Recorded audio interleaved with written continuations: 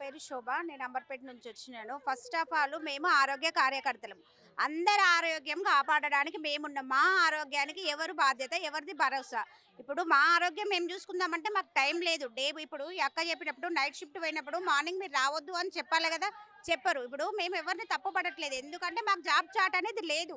First of all timings అనేది లేదు. అదే టైమింగ్స్ ఉంటే మేము నైట్ షిఫ్ట్ చేసినాం కదా! మార్నింగ్ రామని మేము చెప్పేవాళ్ళము. మీరు ఫస్ట్ ఆఫ్ ఆల్ మాకు జాబ్ చార్ట్ విడుదల చేయండి. ఫిక్స్డ్ వేతనం కావాలి. నువ్వు కాకపోతే ఇంకొకరు అంటే ఇప్పుడు కొత్త వాళ్ళని పెట్టుకుంటే వాళ్ళేందండి ఒక నెల 2 నెలలు చేస్తారు. వేరే జాబ్ వచ్చే వరకు ఇందులో ఉండి వాళ్ళు వెళ్ళిపోతున్నారు. మేము అట్లా కాదు కదా! ఫస్ట్ మేము అప్పుడు రూ. 150 నుంచి ఎందుకు చేసినామంటే మేము ఒక సేవ చేస్తున్నాము. మా ఫస్ట్ రూ. 150 నుంచి చేస్తున్నామండి. మా దాంట్లో చాలా మంది ఉన్నారు.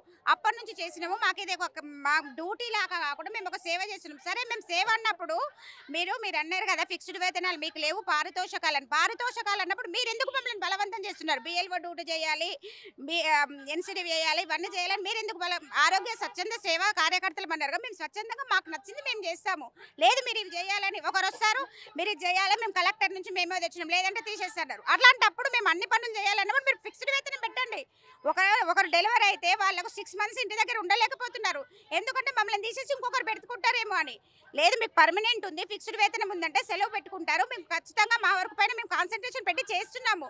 ఎందుకంటే మేము చేసే పనిలో మీకు తప్ప మా పైన హైయర్ ఆఫీషియల్ వాళ్ళకు పేరు రావద్దు, మా పిఎస్సికి పేరు రావద్దు అని చేస్తున్నాము. మీరు అందుకనే మా డిమాండ్స్ ఏంటంటే ఫిక్స్డ్ వేతనం పెట్టాలి.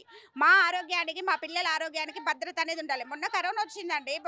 ఒక ఆశా వర్కర్ భర్తకు కరోనా వచ్చి చనిపోతే మన గవర్నమెంట్ హాస్పిటల్లోనే యూనిఫామ్ వేసుకొని పోతే ట్రీట్మెంట్ ఇవ్వలేదు. మేము గవర్నమెంట్ హాస్పిటల్కి పోమంటే పక్కన వాళ్ళు అన్నారు మీ భర్తకే మీరు కరెక్ట్ చూయించుకోలేకపోయారమ్మా, మీ మాట విని మేము ఎలా రావాలంటున్నారు. దానికి మేమేం సమాధానం చెప్పాలి? కోర్టుకి పోతే ఆశా వర్కర్ వస్తే రామ్మ ఫస్ట్ ఇక్కడ సైన్ పెట్టి వెళ్ళు అంటారు. ఎందుకు మేము సైన్ పెట్టి వెళ్ళాలి? మేము డైరెక్ట్ పోవడానికి మేము గవర్నమెంట్ ఎంప్లాయీస్ కాదా చెప్పండి మీరు. మేము ఏ గవర్నమెంట్ను నిందించడం లేదండి. మాకు కావాల్సింది ఫిక్స్డ్ వేతనము, జాబ్ చార్ట్ విడుదల కావాలి. మాకు మా ఫ్యామిలీకి భద్రత మీరు ఇవ్వాలి, అంతే.